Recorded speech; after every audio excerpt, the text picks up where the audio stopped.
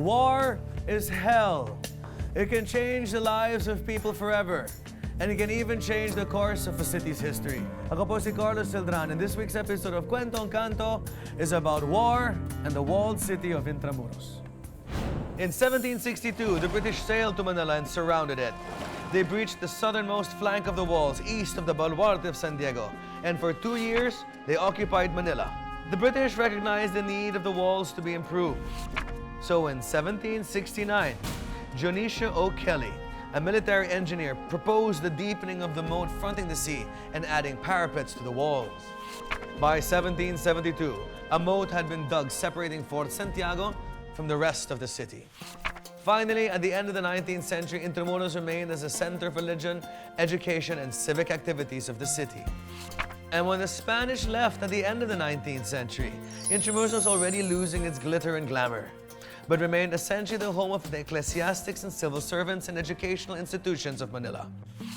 In 1898, the Katipuneros surrounded the walled city and threatened the Spaniards' harm. But the Spaniards preferred to surrender to the Americans rather than the Katipuneros, so they signed the Treaty of Paris, which gave the Philippines to the United States. Soon, the Americans established institutions inside the Philippines and took over the public buildings inside Intramuros. The Ayuntamiento became the site of the 1907 Philippine Assembly, a precursor of today's Philippine Congress.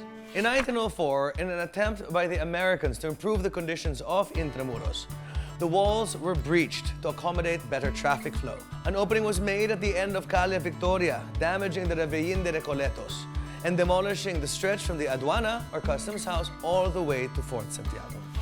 In 1905, Daniel H. Burnham, a Chicago-based American architect, arrived in the Philippines and created a master plan for the urban development of our country. In his plans, he wanted to preserve the walled city. He filled the mosquito-infested moats with sand and converted it into a grass-covered green space and golf course.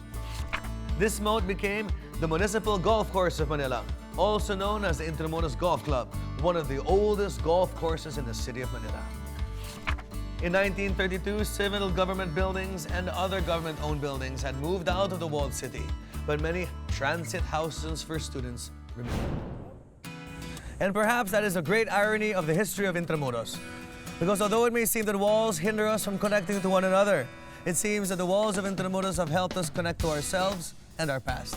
Ako po si Carlos Celdran for Kwentong Kanto, and I invite you all down to Intramuros and the historical districts of Manila, because if we don't use it, we'll lose it.